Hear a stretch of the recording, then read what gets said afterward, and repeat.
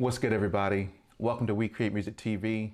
I'm your host, B. Vaughn, and man, today we got my man, music producer Duke Illington. Brother, welcome What's to the going on, show, man? man. Hey, I'm good, brother. Hey, I'm good. I'm great too, I'm man. It's a great, good man. day today. It's a good day today, man. How are you, brother? Man, I'm good. Just settling in today, man. You know what I'm saying? A Yeah, lot to do. a lot to do. Always a lot to do. You know what I'm saying? Like, especially for us creatives, we always got things that we're trying to get our hands into. You know, whether it's music or some other creative aspect. But man, I appreciate you Yes, being on sir. the show today, brother. Hey, I appreciate you having me, man. Yes, sir. Man, so let's jump right into it. So, talk about how you got started in this whole music thing, man. What led you to even get into music? Um, what led me to get to music, and I gotta thank her, my mother. She basically came to me one day when I was younger. She was like, I want you to play saxophone. I think that'd be good for you, stuff like that. So I was like, okay, cool. You know, around that time, I'm just like, I think I'm like 13 or something, but I'm like, yeah, I do that just to, make you happy or whatever. And then ended up going to music class or whatever, or band, and they was like, what you want to play, what instrument you want to play. And I was just like, split second, just thought about it. I was like, drums. And then I'm thinking in my mind, I'm like, she asked me, you want to play? I mean, I want you to play Play sax. sax. She's like, I want you to play saxophone and stuff. And I'm like, instantly just said drums. Because, Mm, everybody in at that day, when I was getting involved with it, mm-hmm. uh, was actually picking drums. You know what I'm saying? It was like 12 people picked drums. I was like, I'm going to get drums, man. This sounds like this the move. Mm-hmm. You know what I'm saying? And I did that. And I actually, long story short, came back home and she was like, so here go my saxophone player and stuff. And I'm like, I'm thinking to myself, like, she's finna hate this, you know what I'm saying? And I told her I'm playing drums, and she looking at me like, boy, didn't I tell you to play saxophone? I'm like, nah, man, I think that'd be more cool than me playing the sax. And then playing the drums. And I thought about it later on as I got older. I was like, it might have been a little bit cooler for me to play the saxophone though. You know what I'm saying? Just from a lady's perspective, but Mm-hmm. it was crazy. I was so young, and I just thought it was dope, man. You know what I'm saying? Mm-hmm. I'm actually dope. I got happy I got into it, but it was a funny day that day. Yeah, man. I bet you set out to do sax, but he was like, "Nah, I want to play these drums." Yeah, man. Yeah, man. So how long did you play the drums for when you were in school? Well, I got started when I was 13, and I played all the way up to 21 because I played in college. You know what I'm saying? I started in middle school, I think around like eighth grade, and then played all through high school, and then I had got a scholarship to college playing drums. So that was pretty dope. You know what I'm saying? I marched around. Went to Mm-hmm. HBCU, Alabama A&M. You know what I'm saying? Shout Mm-hmm. out to them.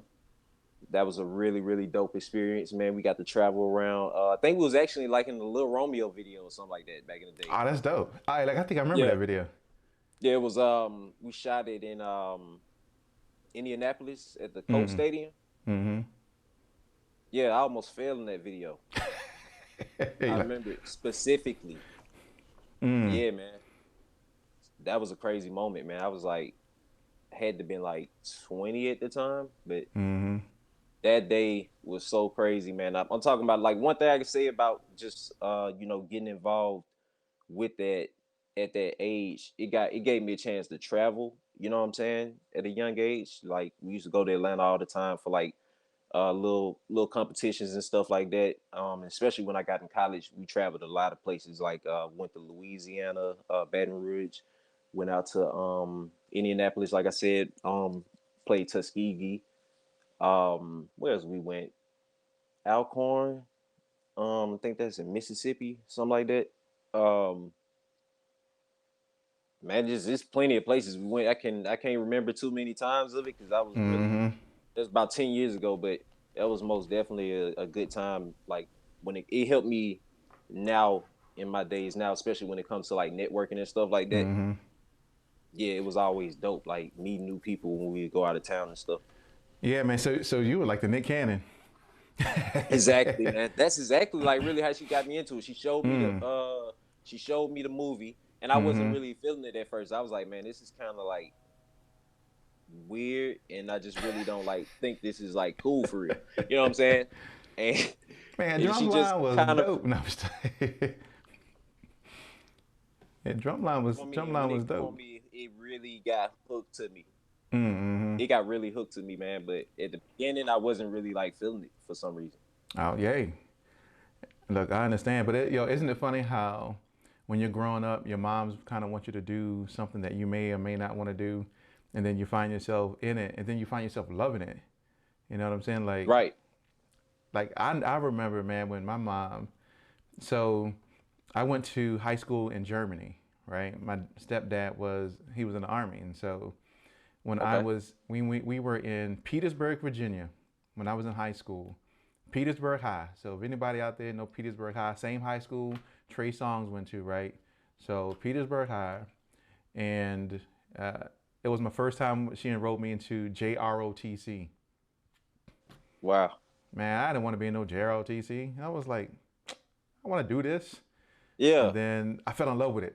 So it's amazing how, we don't really know how we're gonna like something until we try it. Same thing I try to tell my kids. Like you never know. Just try it. You may like Right. it. You may like broccoli. But nah. They Right. still hate broccoli today. But like I mean I just find it amazing, when you're younger how parents kind of try to direct you into a certain path. Uh, and then, it works out because Yep. now you're a music producer, right? And so that kind of helps, taking what It you learned definitely. from band into your own production. Most deaf, man. And then like shoot, my dad wanted me to play basketball like for the longest, man. I'm talking about I was 8 and he was like I think he was still playing or something, man. He was playing for like some type of like league that you know what I'm saying? When people still be playing, man, they be in these little leagues that they be in and he was in one and he was just like really driven at that moment. He was like, man, I think you should play basketball, man. You know what I'm saying? And all that.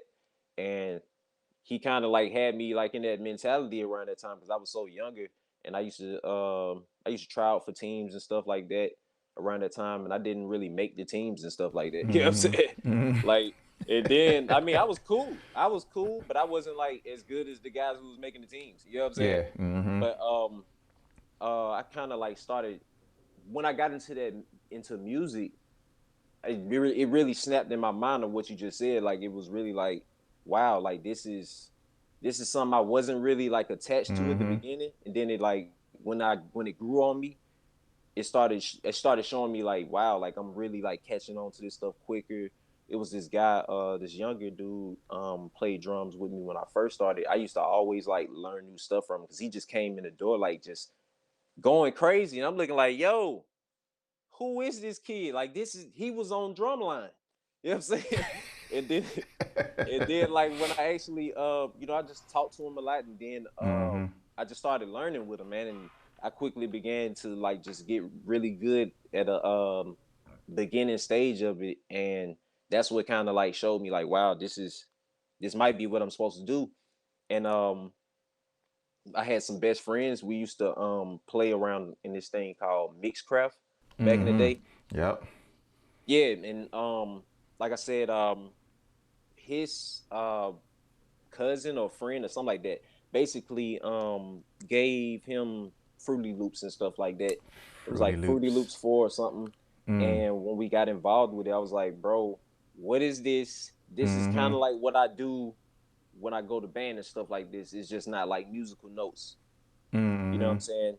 And once we got involved with that for a couple of weeks, I just started like really just I didn't really know that was production and stuff at that time. I thought we was just like playing some type of game. We was just making Mm. beats or making type of songs or something like that. You know what I'm Right. saying? Right.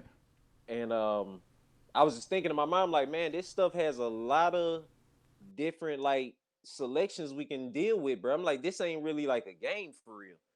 You know what I'm saying? And still didn't know nothing about production for real until like really mid or later high school. You know what I'm saying? But this was in middle school around this time. We was like 13, just seeing this stuff, and we got on it, and we just started playing with stuff. And that's when I kind of like knew I had an ear for it, because I didn't really wasn't really taking no real classes at that time when we first Mm-hmm. got on Fruity Loops. I think I got in the band after that. You know what I'm saying? And it just snapped to me about what we was doing. But Right. um around that time we was just really just by ear playing stuff and clicking stuff in, and it was just crazy, man, because I didn't know what we was doing, didn't know nothing Mm-hmm. about the timing of it. You know what I'm saying? We was just making Mm-hmm. long eternity beats. Making And then beats when I like you got in the back in the band, 70s. I'm telling you, like it was just a never ending 9-minute sound. And beats. 9 minutes, 20 minutes, you know what I'm saying? It was just crazy. And I was just like, man, this when I got into like the music classes and stuff like that, that's when I was Mm-hmm. starting to learn, like, okay, oh, we need to cut this or start making this into some type Mm-hmm. of loop situation or something. But it was real dope, man, around those times, because we was just really just discovering stuff. So it was like at our creative, we was really just having so much a whole world of creativity in front of us Mm. around it. Yeah, you know, that's the thing, brothers. Like, excuse me, once you really get involved into the whole process, then you find out like, oh, there's a whole nother side to this whole thing, right? And Right. now you have to learn about time signatures, and you have to learn about, you know, different types of notes and scales and chords and all those different things. And I think back in the day, and I mean back in the day, right? Mm-hmm. People had to actually know how to play stuff because you didn't have the advent of technology that allows you to do the things that, you know, you can do in FL today that you could not do back in the day. Like, so you had to have studio Right. musicians come in and actually play sax and drums. And now I don't need a studio musician to come in and play sax and drums and chords and all that stuff. Software Right. has made it easy to, I mean, look at all these different, you got Captain chords, you got hexachords. As I saw the other day, they got this thing called hexachords, which just randomly makes a MIDI melody for you.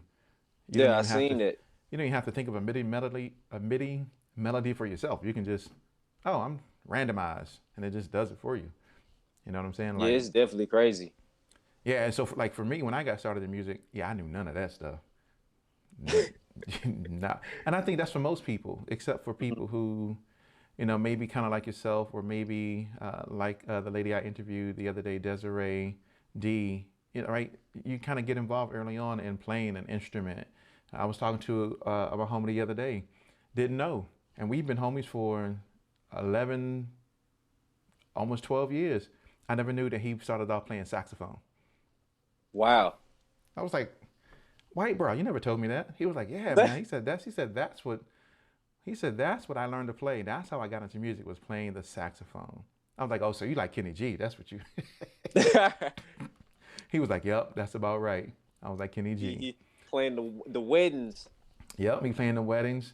Uh, yeah. So I mean, I think it's always kudos when I talk to people that know how to play an instrument or several instruments and how they incorporate that into what they do today. Because my instrument when I was growing up was my voice, right? So I was a singer.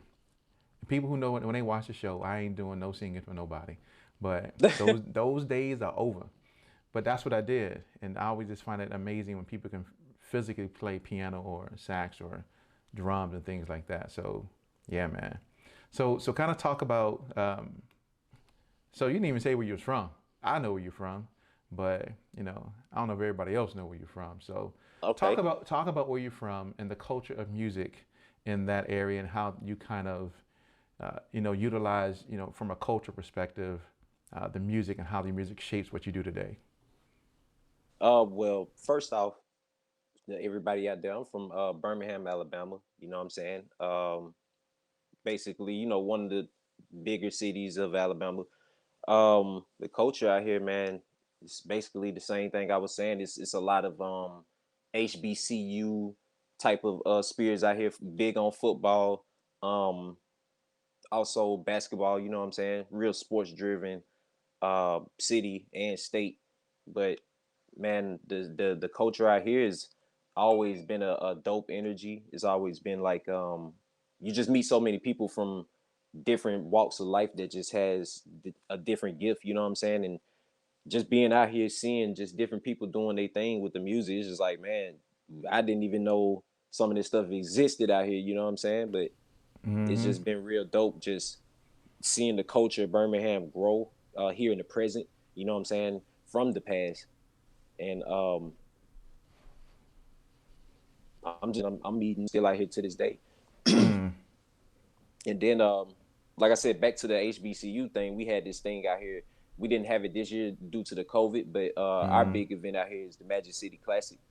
Mm. Um, this the college I went to, Alabama A&M, would play Alabama State every year around like Halloween time. You know what I'm saying? And it'd be people out there parked Wednesday, and the game is like Saturday. You know what Dang. I'm saying?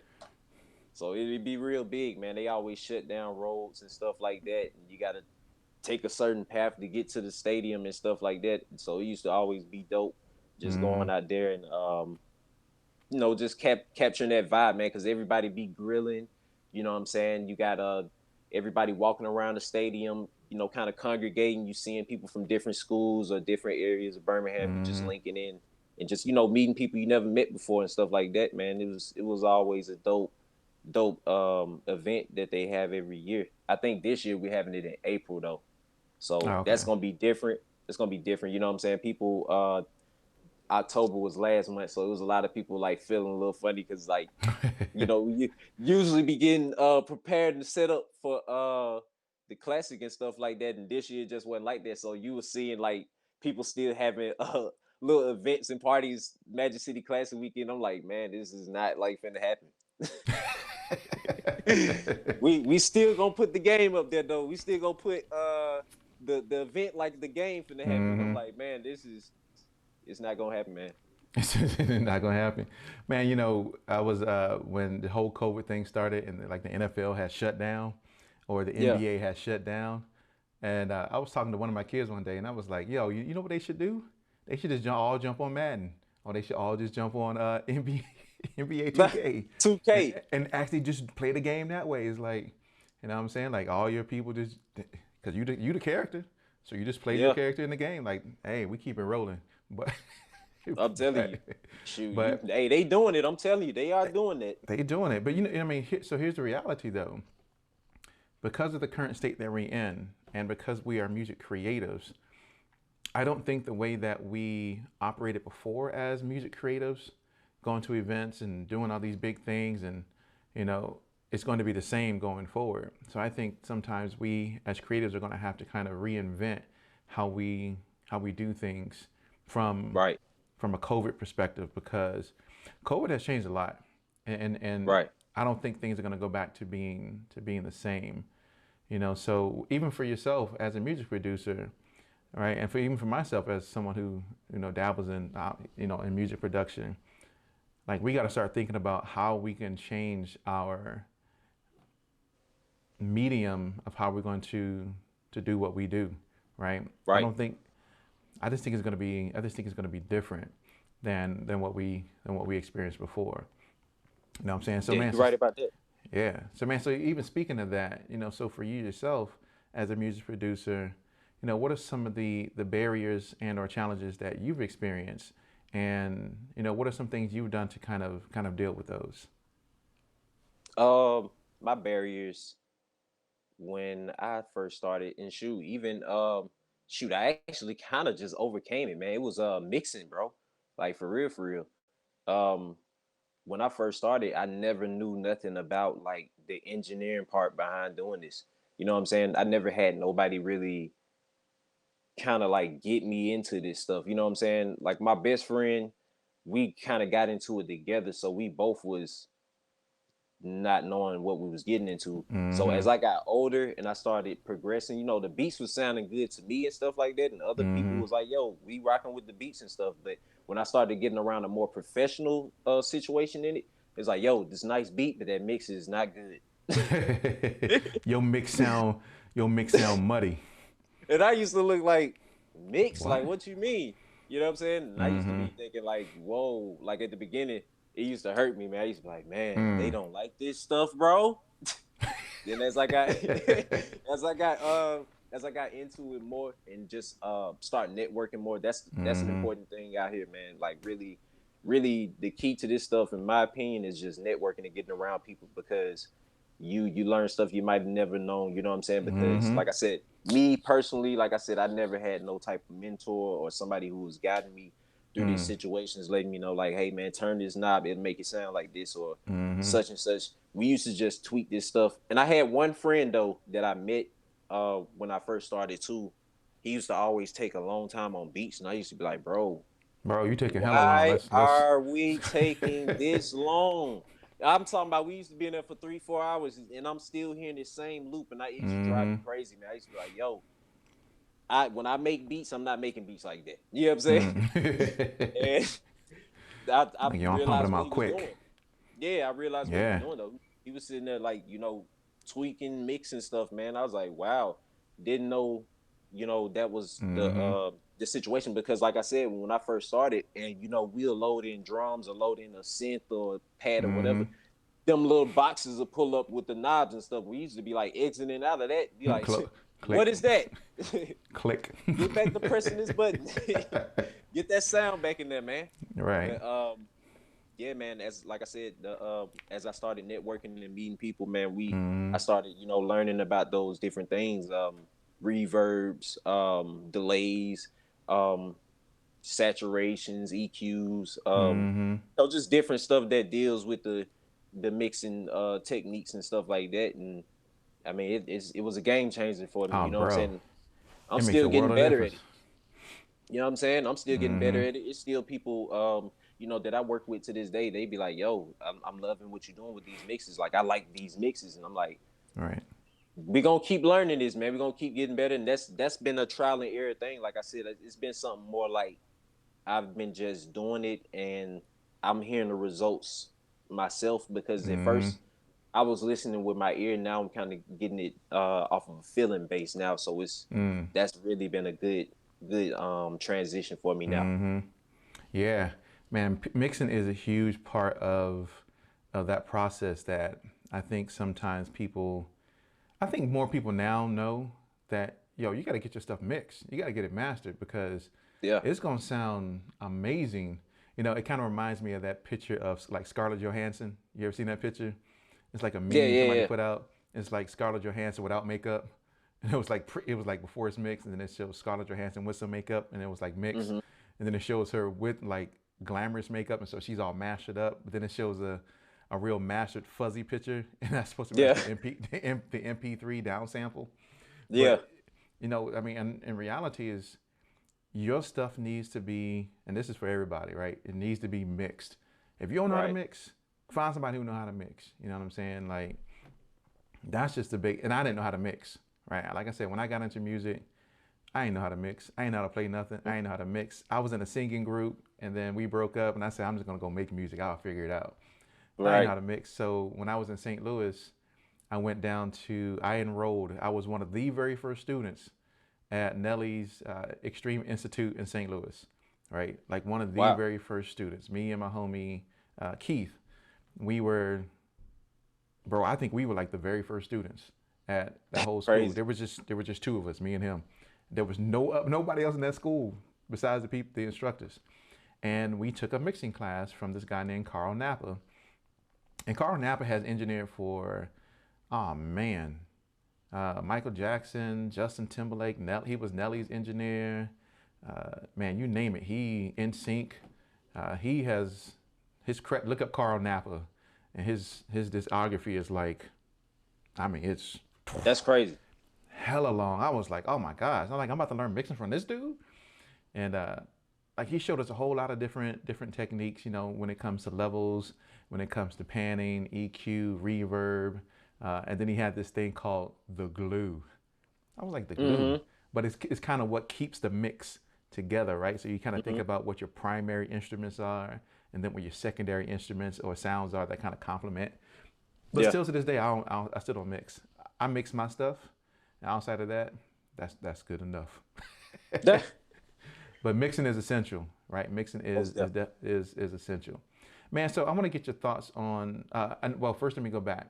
Anything else you want to add as far as your own barriers, your own challenges? I want to make sure we cover that. I don't want to skip over that. Um, Another barrier I probably had was really getting out here and networking. You know what I'm saying? Because at the beginning there was no networking, man. We was just always going to my friend house making beats. I'm talking about at a younger age. We just going to the house making beats and stuff like that. We really didn't. We wasn't even thinking about the business side of it. We didn't even really know. Well, we knew it was a. At that time, we didn't really like. There wasn't nothing in our mind that had us like, is there some type of way we can put in an application and get into this? You know what I'm saying? Mm-hmm. But as I got older, I didn't really like wasn't really like putting letting people hear my beats outside of my friends, you know what I'm saying? So Mm. when I started getting out networking and stuff like that, that was a little it was a little different for me, you know what I'm saying? Because I didn't know how to approach people when it came to me playing music to them Mm-hmm. or presenting my beats to them and stuff. So I didn't get into this stuff like really learning networking the beginning stages of the networking situation Mm-hmm. until I was like 24. You know what I'm saying? Wow. That's when I went to an iStandard event. That's Hey, when I got involved with that. shout out to Jay Hatch. Yeah, shout out Jay Hatch, man. He's Shout out to Jay always been a Hatch. good guy, man. For Sis. Yep. most def Sis too, man. All Yep. those guys over there, man. They've Mm-hmm. been real good people to me, man. And that, like I said, those guys really helped me like on the networking aspect of the game. Mm-hmm. Just getting out here and just learning people, learning, doing research about these people before you come to the panels and stuff like that, so you Right. can, you know, have some Mm. stuff to talk to them about and Mm. stuff like that. And then on top of that, just like learning how to approach people too. You know what I'm saying? Not coming to, hey man, I got fire. I got fire. Listen to me. You know Hey, what I'm I saying? got explosive beats, bro. Yeah, Explosive.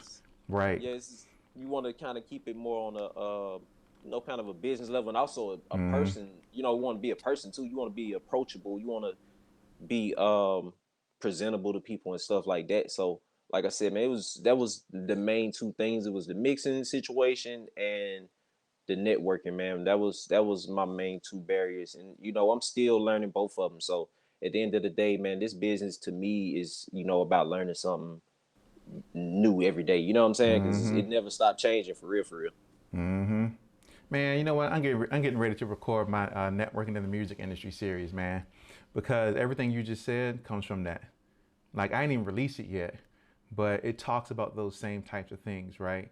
So Hmm. when you're going to an event, and that's what I think most people don't do, is they just show up at an event, and then they find out, oh, hey, that's this producer or this songwriter or this artist, and they don't really know anything about them. They don't have a Hmm. plan. They don't know how to network. They don't know how to pitch their music. They don't know how to pitch themselves. They don't know how to ask for assistance. I mean, it's just a lot of stuff. You know what I'm saying? Like, and I'm glad to hear you say that because those are keys. Those are keys that people don't really consider when they are networking or meeting different people within this music industry. Like, regardless, it's still a business at the end of the day, and so you need to conduct yourself in a very professional manner. Man, I had this guy, and I talk about this in my networking in the music industry series, is Hmm. that I was at A3C in Atlanta at 2017, I believe, at when they had it at Loudermilk, probably 2018. No, I moved here in 2018. I moved to Atlanta in 2018, so maybe it was then, maybe it was before then. But I was there, and this guy walked up to me, right? Don't know who I am. And of course, Hmm. I'm not really anybody, you know what I'm saying? Like, but he didn't know, he still didn't know who I was. And he walked up to me, he was like, hey, bruh, what's good, man? You know where I can get that gas? And I was like, get some gas. I was like, yeah. Man, you go up right on this street, you make a left, you go right up here, and right on your left hand side, you'll see the gas station. Yeah. He looked at me, he was like, nah, man, I'm talking about that. I'm talking about that smoke. I Yeah. looked at this dude, was like, nah, bro, I don't know what you're talking. And I just walked right off. Like, nah, bro. Because Yeah. you know, people, I think they're just so free with what they say and what they do that they don't really remember that this is a business and you still need to act as if it is a business. Like, yeah, you can't just Right. come up to me and be like, yo, where the gas at? Yo, you got that weed? You know, like, I'm gonna be like, nope, I don't know what you're talking about. I'm telling you, man. Peace. Heck no. You definitely gonna get that out here, man. And like I said, man, it's actually a lot of like I said, networking. That's how I met Mm-hmm. AJ, Amon Jackson. He's mixing AJ on the engineer. buttons. Yeah, man, I'm talking about. I met him at a iStandard event. Um, Mm-hmm. I mean, it was plenty. I'm talking about people that I've actually done business with. You know what I'm saying? Mm. These guys was just people that I've just seen at the panels. You know, Mm-hmm. did a little beat competition and stuff like that, and ended up networking with an artist, and just so happened to be in his studio, and we just caught a vibe, and shoot, man, I got his contact and just started, contacting him and following up with him, man. That's another thing, like Mm-hmm. following up with people. That's a real major thing, man. I'm talking about it's gonna Yes. keep you fresh on their mind. Yes. Um, and you never know what they have, what type of opportunity they have for you, or what you have to offer to them. You know what I'm saying? Because Mm-hmm. that following up situation, they gonna forget about you as soon as you give them the card, man. I'm telling Mm-hmm. you, especially at an event where it's a Bruh. thousand plus Oh my people, gosh. definitely gonna be forgotten, man. So Mm-hmm. following up, man, that's something that I really learned, man. I really practice that now for sure, man, because that right there has really helped me get in some good situations, you know what I'm saying? Mm-hmm. And then kind of to go back what you were saying about the COVID, man, and the changing of our approach, as creatives and stuff, man. That's really has gotten me into these doing Zoom virtual sessions, man. I've met and networked with a lot of different people across the country. Just here recently, starting it. You know what I'm saying? I haven't launched it yet, but that's something that I'm really have been working on, man. These Zoom virtual sessions. I've been collaborating out in Indonesia. Music producer out there. He's a DJ as well. Real dope dude, man. Just met him out of some campaigns that I was Mm. running on Instagram, and he just ended up liking my music, and we just kind of made a mutual connection. Just been collaborating and stuff like that, man. Mm-hmm. New York had some Zoom sessions out there last week. Got another session with them tomorrow. That's another situation about following up, man. We've been Mm. really getting some good chemistry going on, man, with these Zoom sessions, man, because the physical situation ain't really been too much. We ain't really Mm-hmm. been frequently doing that here often. So, man, that I've been Right. utilizing Zoom real heavy when it comes to collaborating here recently. So, Mm. just be on the lookout for that. People out there, be on the lookout for that. I'll be launching like my Zoom virtual session soon, man. That's That's been what's real up. dope, man. It That's what's basically up, brother. connect, artists and producers versus it being via email, like send beats type situation. Mm-hmm. You actually get a chance to connect with your producer and get to know them, and y'all build a chemistry. You know what I'm saying? Because that's what it's about, man. I feel like the text message thing be cool, but it's just more about the fire beat situation. You know what I'm saying? Fire beats. Like That's right. fire beats. This guy got fire beats, but you ain't never met the guy ever in your life. Right. You know, and I'm always kind of skeptical when everybody just throw out, yo, I got fire beats. It's like, really? Do you really got fire beats? Because Yeah, everybody say they got fire beats, but not every beat that a person makes is gonna be fire. right. You know what I'm And saying? then on Like, top of that, that's what you're boiling the situation down to versus mm-hmm. being like, hey, I had a virtual session with this guy, man. He's real good. We built some ideas, laid some stuff down, man. I'm looking forward to the next time we get on there. Cause now Mm. it's like you built the connection, y'all talked, y'all Mm-hmm. actually seen where you want to go with the situation versus just be via email or text some beats and be like, nah, I don't like that five batch. Now you gotta go dig through a whole nother Right. archive, you know what I'm saying? That's right. That's right. Man, you've been talking about some excellent points that I think people truly need to understand and people truly need to hear. Man, you know what? I am going to drop that. I'm going to drop that networking in the music industry series so that people can get all those nuggets. Same nuggets you've been talking about, man, because I think what people don't understand is that follow-up is essential. It is a Right. huge key, right? So I'm gonna give some of it away while we're talking about it now.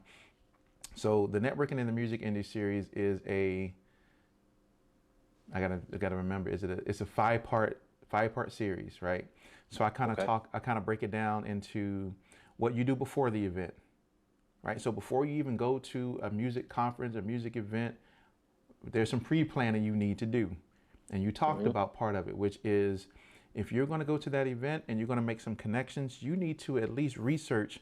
I call them your 5 to 7 key people that you want to meet, that you want to make sure you interact with during that session, during that conference, whatever the case is. But you need to research those people to figure out who they are, what they do, how they do it, and how they're able to help you and how you're able to help them, right? So you got Right. to research those 5 to 7 people. But I talk about that. I talk about how to create your elevator pitch, how it needs to be constructed.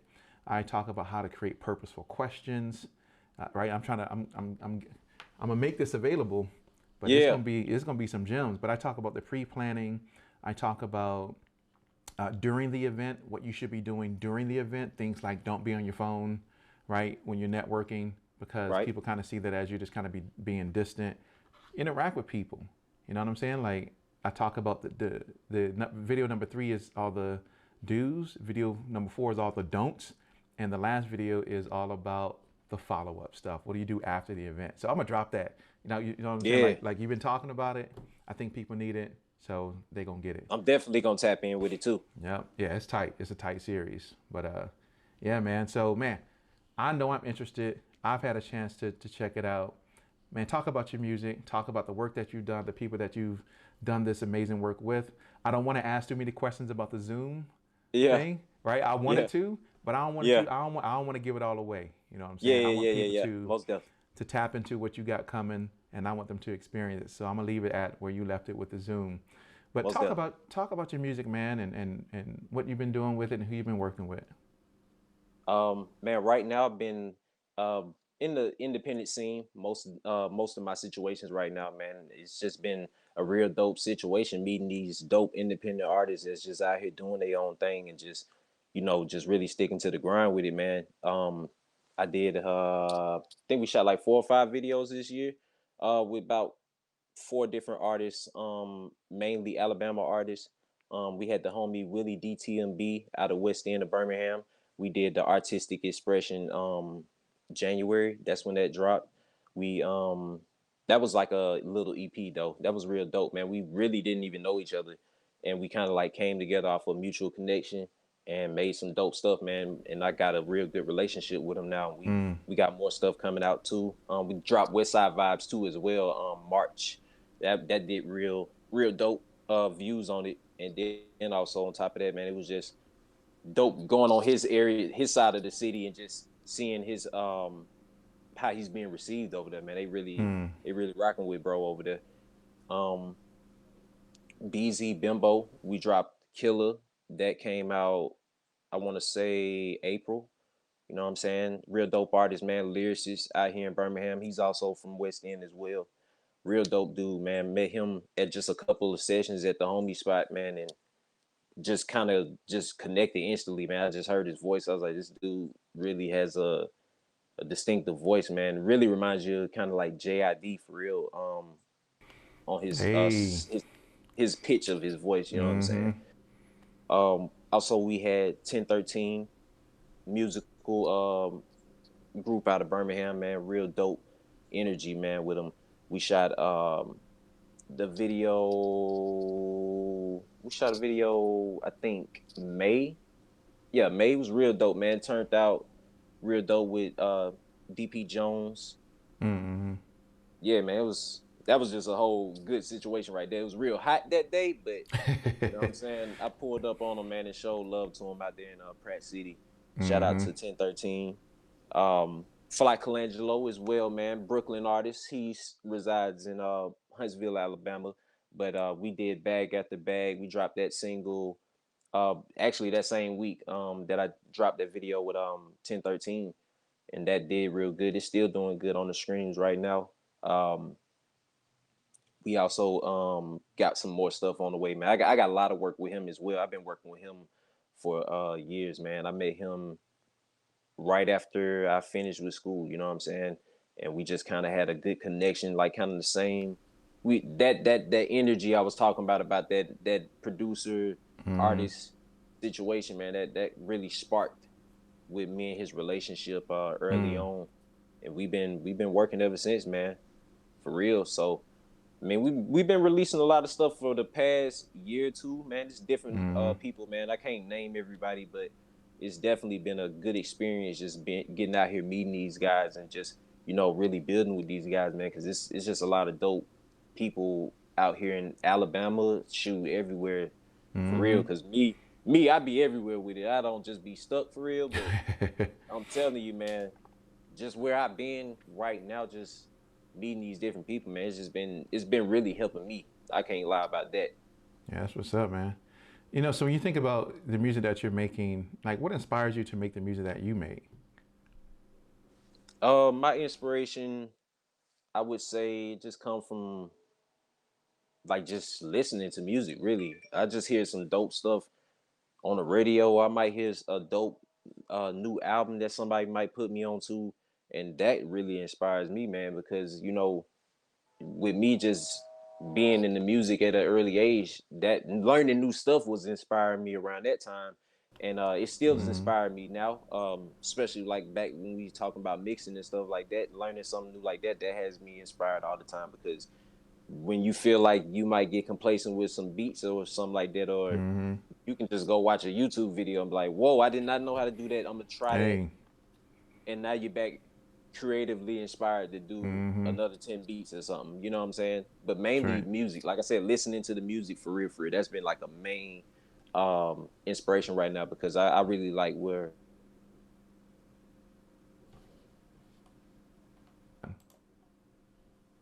But yeah, current presently right now, man, I'm just really like just liking where we at in music right now. It's just Mm-hmm. been a lot of dope good music, a lot of dope music coming out right now, man. It's just that stuff right there alone just keeps me inspired for real, man. Just hearing dope Mm-hmm. producers, hearing dope artists, man. That there gets me going for real. Man, I'm the type of person that can't listen to music and then go make it. For Yeah. I really, can't I can't listen to somebody else's song that a producer made and then go make music. Why? Because in my head I'm trying to recreate something that they made yeah, versus something that is just naturally me. that's You know, understandable. yeah, it's like, oh, they made that type of beat. Cool, I'm gonna make that same type of beat too. And it's like you don't really think about it from Hmm. a cognitive perspective, but when it's now your turn, you know, subconsciously you're thinking, oh yeah, I heard how they did that pad, that dark pad, or them snares, or them hi hats, or them drums, and you unknowingly you're trying to imitate what they do. That's just Yeah, me. That ain't everybody. You know what I'm saying? I That's just can't lie. old. I That's used to just me. rap back in the day. That's how I used to approach that's how I used to feel when I used to make songs and stuff Mm-hmm. like that. It's like I can't rap when I just heard this. You know what I'm saying? But now, now, man, I feel like when I listen to so much stuff at one time, man, I might be listening to an old '90s boom bap tape at one point, and then turn around, I'm listening to an R&B record. Then I'm in heavy gangster trap. You know what I'm saying? It be different songs that might just have me feeling a certain way, and then I listen to it for the energy. You know what I'm saying? Like that's what gets me going. Like I get in there and be like, man, that song was just like next level. You Mm-hmm. know what I'm saying? So now my Mm-hmm. energy is just like, okay, I'll make 10 beats right now, just feeling that vibe. You know what I'm saying? It's Mm. more of an energy base with me, man. Because like sometimes when I was doing it, just making music based off of Mm-hmm. just how I was feeling and not really hearing them before, it was like really creating none out of thin air. You know what I'm saying? And that Mm. sometimes that used to be really like it used to give me the producer block sometimes. You know what I'm saying? Because I was like, man, I don't know where I'm at right now. I'm Mm-hmm. looking at these walls. It ain't nothing, and I can't hear nothing coming out of them. Mm. You Hey, know I what I'm feel you. saying? Yep. So yeah, it's just an energy base, man. Yeah. I get it. Trust me, I know. For me, it's like if I'm gonna make something, I don't want to hear nothing. Then let whatever I'm about to have come out, let it just come out. And honestly, bro, it'd be stuff that you don't even hear. I'm gonna send you one of them. Hmm. Yeah, send it through, man. I Bro, need to hear what you're making out of thin air. bro, bro, out of thin, it'd be one you be like, yo, wait a minute, but yo, that's kind of dope though. And it'd be just something crazy. But it don't sound like stuff you hear on the radio today, because as soon as I hear something on what the radio they put on the radio, it's like, just in my head, it's like, oh, I'm gonna start creating something around that. Let me get some plucks in there. Let me throw up Nexus real quick. Nah, like, let me use halftime. You know what I'm saying? Like, Yeah. right? Because I know that's what they use. But I did by halftime though. I use But halftime. That's dope. I like yeah. halftime, man. Are you still on FL? No, I'm not in FL. I'm actually producing in Machine and Ableton. I My don't use the man. Ableton. My I don't use man. Ableton as a actual make where I make my beats in. I do make beats in Ableton as well, but I usually use Ableton as my DAW for recording or Sequencing. mixing my beats. Yep. Yeah. I do the same thing. Like, I'm a machine. I just dropped a machine video early this week on I love Machine, man. my six sampling techniques within Machine, right? So I just dropped that video. People know I'm a Machine guy, so I love Machine, and I think it's one of the best groove boxes that are out there. You know what I'm saying? Like, Yeah, man, most definitely. yeah. Because when I got into it, Go ahead. I was just like, it was something next level to me, because I wasn't really like in tune with it. I was involved with Fruit Loops and stuff like that, but when I got into Machine, it was just like, that was my first time actually getting onto like hardware or just equipment and stuff like that. So man, it was just so crazy to me, man, because I never really like understood that part of the, you know what I'm saying? We come from the era. My era for real comes from the beginning parts of this clicking stuff, where the guys be on the computer making beats straight off the laptop. I feel like my generation kind of like started that situation, because that was when guys was literally, nobody here knew what Machine was when I had Machine. That was around like 2011. It was probably like, a fewer people that I might not have probably knew about it. And shout out to the guys who did know about it, because when I pulled out that box in front of these people, they was looking like, they're like, yo, what is that, bro? They thought like I was they thought I was Timberland. They thought I was Timberland as soon as I pulled it. They thought you had a Nico. They're like, yo, what's that? Telling you. Yep. So, now man, shoot. Now you think about it. Everybody got a machine now, or MPC. You know what I'm saying? Like, yeah. But I do love Machine. I'm gonna drop another Machine video, because I realized that Machine videos and tutorials and stuff like that get you a lot of views. So yes, because I'm viewing them. yeah. Hey, and I'm gonna continue to drop those types of videos. Yes, sir. But man. Like, just the reason why I asked if you were still on FL is because Image Line currently has a promotion until the end of November the 30th, where you can get all the plugins. Well, at least for me, because I got the signature edition of FL Studio, I can get all of the signature plugins for $110. I can get every plugin that they've ever made for $110. But then I thought about it, was like, I went in and I added it to my cart like 3 times. I added to my cart, took it out, added to my cart, took it out. It was like, I don't use FL though. Like, I got it because I wanted to learn it. And when they made it for Mac, I bought it because I wanted to learn it. But I got Machine and I never really even touched FL. So I was like, I don't need all these plugins. But then again, I thought about it, was like, maybe, I don't know.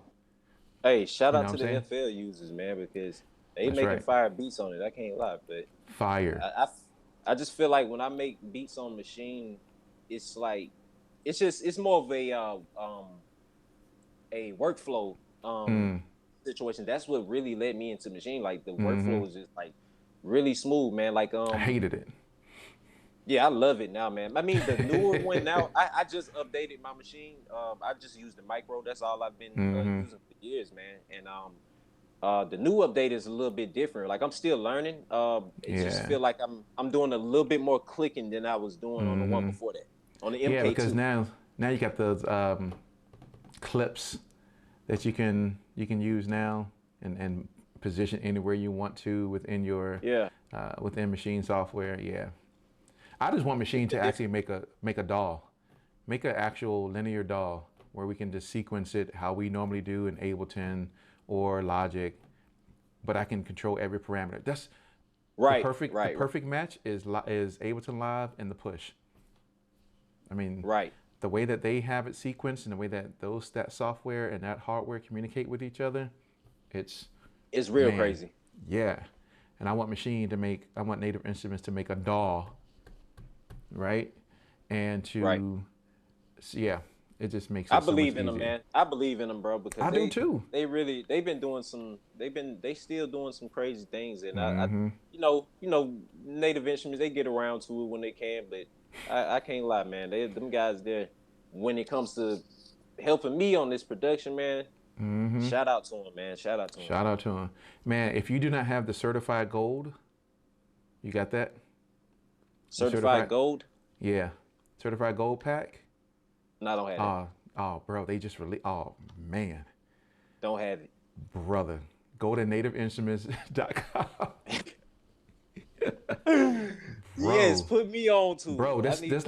there's like 4 packs, Native Instruments packs, bro. You gotta have. It's like you gotta have them. One is the certified gold. They just came out with that about a month or so ago, something like that. Certified gold is probably one of the best Native Instruments packs that they created. That you gotta have certified gold. You gotta have the DJ Khalil. Man, when I tell you that DJ Khalil is fire, oh my gosh. Yeah, so those two. Then you gotta have the. Now people can disagree. You can add your own in here. Pure Drip. It's like like a trap type one. Pure Drip is dope. And then I would probably say the is it Aqueous Earth? I think that's the other one, Aqueous Earth. But then there's Faded Reels, there's Golden Kingdom. Man, there's a whole bunch of them out there. But that certified gold, brother, that's gonna take it. Nuts. That's gonna take yeah. Look that up after we done. That certified gold, That's bro. locked in. It's like $49. That mug That's locked is in. fire. Like when you hear the loops in that mug, when you hear the drums, oh my gosh. It's probably one of the best packs that Native Instruments has put out. Shout out to what's the old boy name?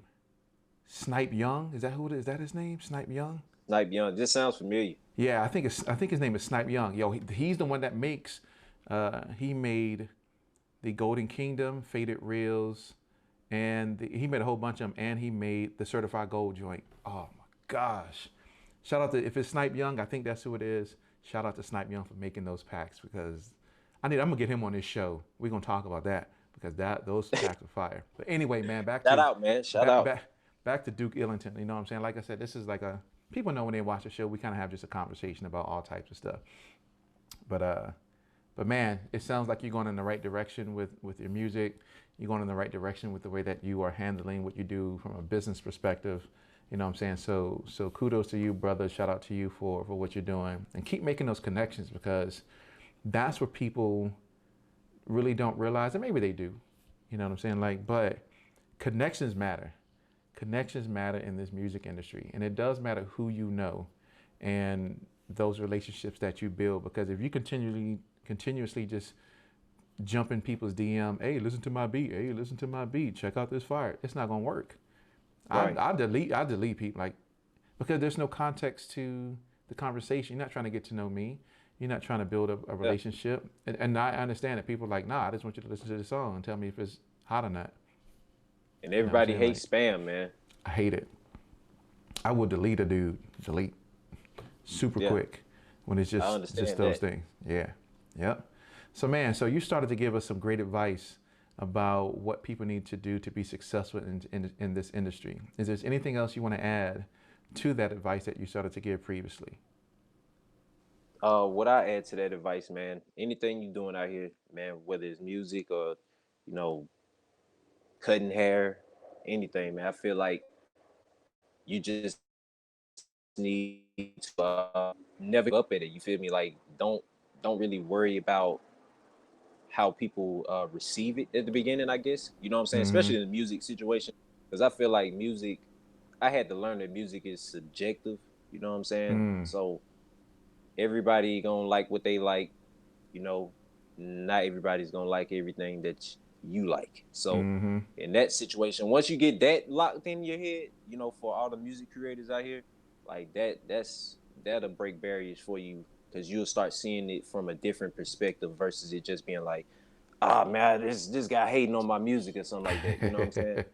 It's more Right. like, nah, man, it's just not their taste is an acquired taste. It's like food. You know what I'm saying? So Mm-hmm. that's how I feel about it. That's my Yeah. advice to you, to any of you creators out there. Yeah, I appreciate that, man. You know, I got a friend who tells me that opinions are like noses. Everybody got one. Most deaf. And the other thing too. Yeah, yeah, yeah. Everybody got a, you know what I'm saying? Yeah, Yeah. yeah, yeah. Oh, yeah, I know.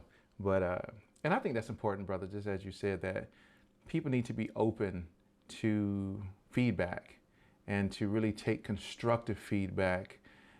People, it's not always that people are hating. Oh my gosh, I hate that, dude. I hate that with Right. a passion.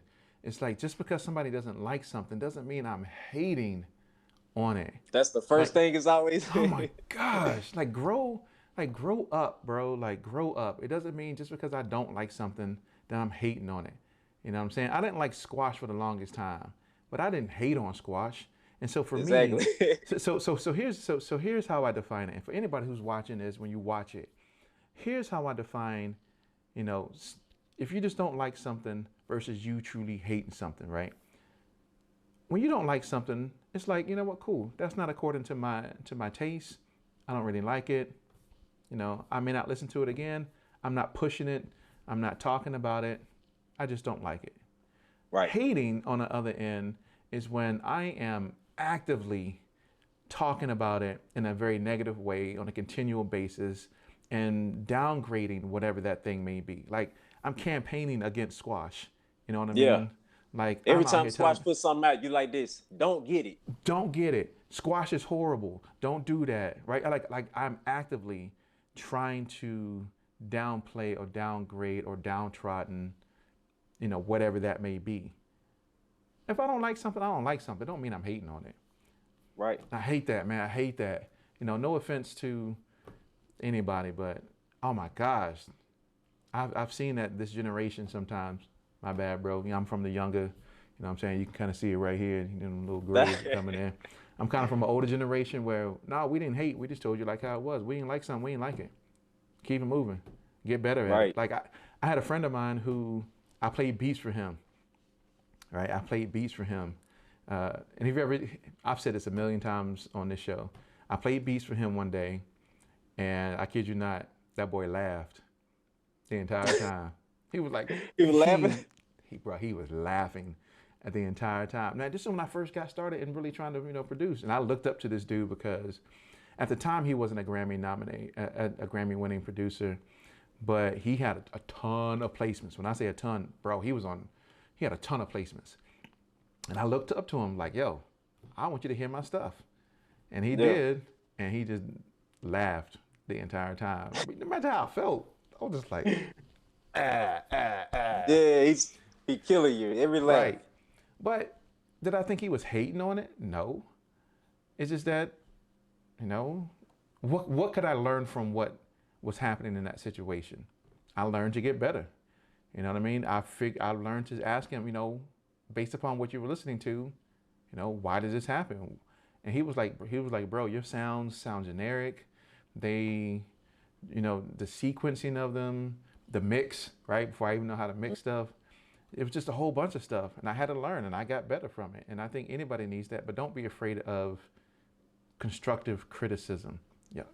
Being punks, man. Like, Yeah, man, I'm telling you, because it's man, like my gosh. that's the only way. That's how I got in my situations right now. You know what I'm saying? By just Mm-hmm. really just open the feedback. Like I said, really like talking to these artists, man, seeing if they don't like the record, what you don't like about it, where you Mm-hmm. want to go from it, and that's what I said about the relationships because I feel like in this situation of just music and creating with different people and collaborating, not everything's gonna come out quote unquote fire. You know what I'm saying? Right. Because especially when you building something, you building. It's like building a house, bro. You gonna see Mm-hmm. the wood come up at the beginning. You know what I'm saying? Mm-hmm. You gonna see the outline of it. You're not gonna actually know what the house is gonna look like on the finished product. But once everything gets built and stuff, we looking to make this look real good. You know what I'm saying? That's But right. that's what I'm saying. Just being open to new ideas, being open to feedback. Like I said, knowing that everybody, if you just look at music like food, it's kind of like Mm-hmm. everything makes sense then. You know what I'm saying? Because I know myself, I don't like everything, and I'm sure Right. another human being out here is not eating everything they see. You I know what don't I'm like saying? chitlins. Right. So Some people do. there we go. There we go. So Yeah. it just that's how people Chitlin. move. They said chitlins. I'm like, that is crazy. Oh, yo. Some people like chitlins. I do not like chitlins. But it's an acquired taste. Everybody got their different tastes. I'm not hating on chitlins. I just ain't gonna eat them. That's what You know I'm what I'm saying, saying? man. And I'm not That's how out the here music. beating up people who eat chitlins. So And that's how the yeah, music go, man. That's that's how the how I music feel, go. man. For young generations out here that might be tuning in, like you Mm-hmm. get that in your head right there, man. You really gonna see some That's good right. things coming forward, man. That's right. That's right. So man, it's been a great conversation, my dude. Ladies and gentlemen, Duke Illington, it has been a pleasure having you on the show today, brother. Man, tell Man, people where thank they can y'all for find you. having me, man. Yes, sir. Yes, sir. Once again, thank you for having me. Like I said, man, for real. And y'all can find me at Duke Illington 90 on Twitter, Oh Instagram. yeah. Uh, Oh yeah. Matter of fact, we're gonna change that right here. Look, I know y'all see all this coming up. Bam. there That's we how we go. do. So I mean, Yeah. Let me that's make sure I get that Twitter and right. Instagram right there. That's Twitter and Instagram right there, and Facebook is Duke Illington. You know what I'm saying? And you go Mm-hmm. like the page, or also you can go to J Duke FP on Facebook fan page basically. But that's my two fan pages on Facebook if you want to connect there. But Twitter and Instagram, most definitely, you can connect with Duke Illington 90. I'm very frequent on Instagram. So, just reach out if you want Mm-hmm. to, man. Where did 90 come from? I'm born in See, I knew 1990. it. So Yep. that's letting you know, like, I'm letting them know, like, I'm not a 90s baby. I'm from 90. So I'm from 90. I'm I'm a not a 90s 90s baby. baby. Yeah, yeah, uh-huh. I'm Yep. borderline 89, though. Yep. Hey, see? But yeah, man. But ladies and gentlemen, make sure you check out Duke Illington for real. Check out his music. Go to to YouTube. Check out the video. Make sure you get at him on social media. Real cool dude, as you can see. But yeah, make sure you check him out. Make sure you support what he's doing from a musical perspective. Make sure you tune into that Zoom stuff when he launches Most it. definitely. Right? I'm Most definitely. interested in what that looks like, and I definitely want to hear more about what he's doing creatively within his career. So, man, it's been a pleasure, brother. I'm sure with everybody that I interview, we always establish some type of connection and relationship going forward. It never ends with just the interview. So, Yes, sir. Yes, sir. yes, Looking sir. forward to it, man. Oh man, me too, brother. But man, hey, just hang on for a moment as we wrap up, and then I'll holler at Most you in definitely. just a moment. All right, here we go. Most definitely. So, ladies and gentlemen, once again, thank you for tuning in to another episode of We Create Music TV. It was a great pleasure to have Duke Illington on the show today. So make sure you go out and support him and check him out. And of course, support We Create Music TV. You can always check us every Monday and Thursday at 7 p.m. on WeCreateMusic.tv, where you can catch all of our interviews. And also throughout that week, you can check out our master classes that we offer. Like I said, I'm going to drop that networking in the music industry one that you can definitely tune into because you're going to need that.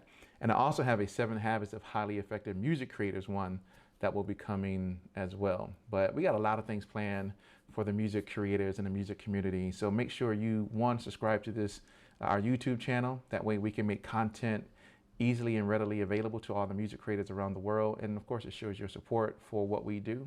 And I appreciate all of you. So once again, thank you for tuning in to We Create Music TV. And we are out, ladies and gentlemen.